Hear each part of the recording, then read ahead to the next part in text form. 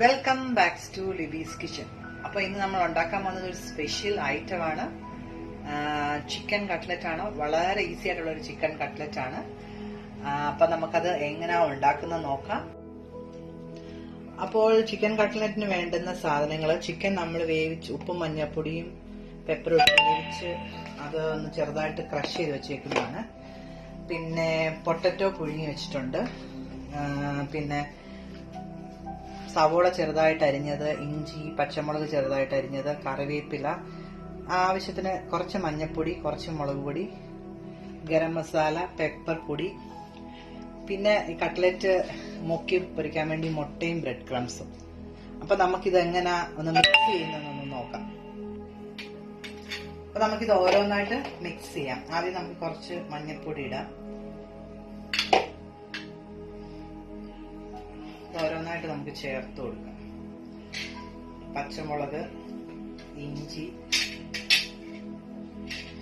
ഇതൊരു 1.5 സവോള അരിഞ്ഞത്. ഇത് ഭയങ്കര ഈസി ആയിട്ട് ഉണ്ടാക്കാൻ പറ്റുന്ന ഒരു ചിക്കൻ കട്ട്ലറ്റ് ആണ്. ഇത് വഴറ്റൊന്നും വേണ്ട ഒന്നും.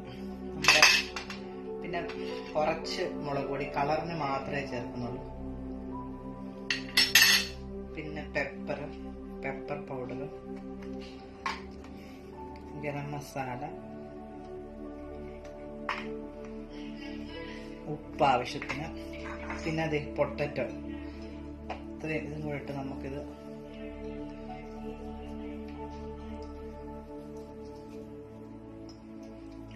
പൊട്ടറ്റോ കൂടി പോയാലും പ്രശ്നമാണ്. ഇത് ജസ്റ്റ് ഒന്ന് കോട്ട് ആവാനുള്ള. എന്നിട്ട് നമുക്കിതെല്ലാം കൂടെ നന്നായിട്ടൊന്ന് മിക്സ് ചെയ്യാം. കൈ കൊണ്ട് തന്നെ മിക്സ് ചെയ്യുന്നതാണ്. ഈ പൊട്ടറ്റോയും കൂടെ വേണം ഇതിന്. എരിവ് വേണ്ടവർക്ക് കൂടുതൽ പച്ചമുളക് അല്ലെങ്കിൽ മുളക് പൊടിയൊക്കെ ആഡ് ചെയ്യാം.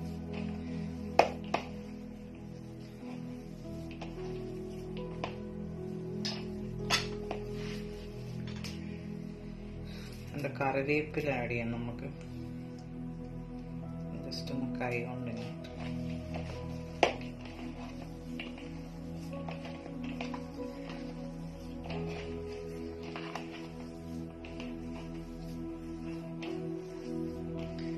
നമ്മുടെ ഇതെല്ലാം എല്ലായിടത്തും പിടിച്ചിട്ടുണ്ട് നന്നായിട്ട്.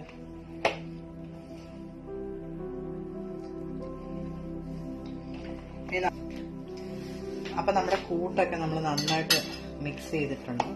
ഇനി നമ്മളിത് ബോളാക്കിയിട്ട് നമുക്കിത് ഫ്രൈ ചെയ്തെടുക്കണം. ഇനി ആദ്യം നമുക്ക് മുട്ടയൊന്ന് ബീറ്റ് ചെയ്തെടുക്കാം.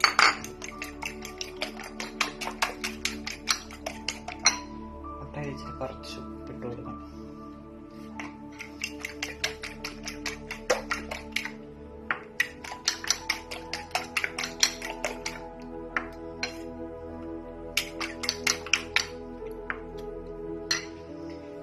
നമുക്ക് ഈ ബ്രെഡ് ക്രംസ് ഒരു വലിയ പാത്രത്തിലോട്ട് മാറ്റി കൊടുക്കാം.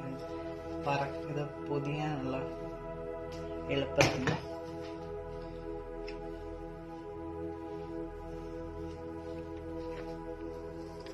അപ്പൊ തന്നെ നമുക്ക് കട്ട്ലറ്റിന് വേണ്ടി ഓരോ ബോൾസ് ആക്കി വെക്കാം. ഇത് ചെറുതായിട്ടുണ്ടാക്കിയാൽ മതി, അതാ കട്ട്ലറ്റ് ടേസ്റ്റ്.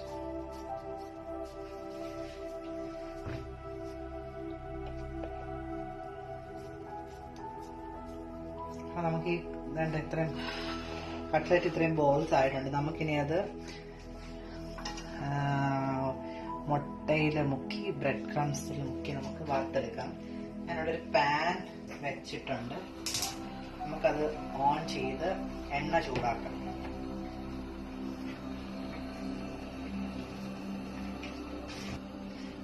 അപ്പൊ നമുക്ക് ഓരോ കട്ട്ലറ്റിന്റെ പീസ് നമുക്ക് ആദ്യം എഗ് വൈറ്റിൽ മുക്കുക.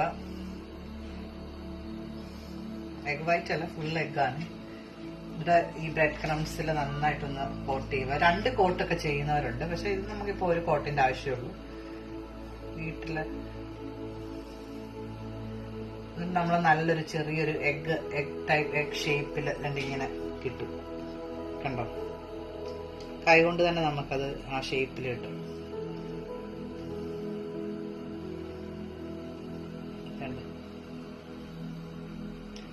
നമുക്ക് ബാക്കിയും കൂടെ അതുപോലെ മുക്കിയെടുക്കാം.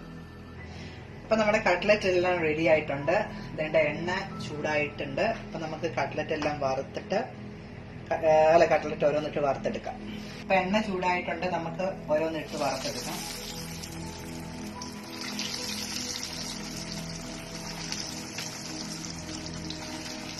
ഇതെല്ലാവർക്കും ഈസി ആയിട്ട് ഉണ്ടാക്കാൻ പറ്റുന്ന കട്ട്ലറ്റ് ആണ്. വഴറ്റൊന്നും വേണ്ട, എളുപ്പമാണ്, നല്ല ടേസ്റ്റുമാണ്. ചിക്കനോ ബീഫോ മട്ടനോ എന്താണേലും ഇങ്ങനെ ഉണ്ടാക്കാം. ഫിഷും എല്ലാം ഇതിൽ ഉണ്ടാക്കാൻ പറ്റും. നമ്മുടെ ഒരു സൈഡ് വറുത്തിട്ടുണ്ട്. അപ്പൊ നമുക്ക് മറ്റേ സൈഡ് ഒന്ന് തിരിച്ചിട്ട് കൊടുക്കാം. മറിച്ച് എണ്ണ ഒഴിച്ച് വേണേലും നമുക്ക് വറുത്തെടുക്കാം കേട്ടോ. ഇപ്പം ഞാനിങ്ങനെ ഒരു ഹാഫ് എണ്ണ ഒഴിച്ചിട്ടു. അപ്പൊ നമ്മുടെ കട്ട്ലറ്റ് എല്ലാം ആയിട്ടുണ്ട്. നമുക്കത് പാത്രത്തിലോട്ട് മാറ്റാം.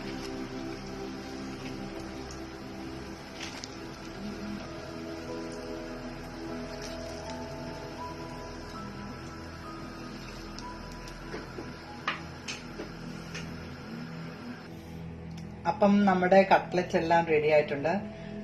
നമുക്കിതൊരു സെർവിങ് പ്ലേറ്റിലോട്ട് മാറ്റാം. അപ്പൊ നമ്മുടെ കട്ട്ലറ്റ് എല്ലാം റെഡി ആയിട്ടുണ്ട്.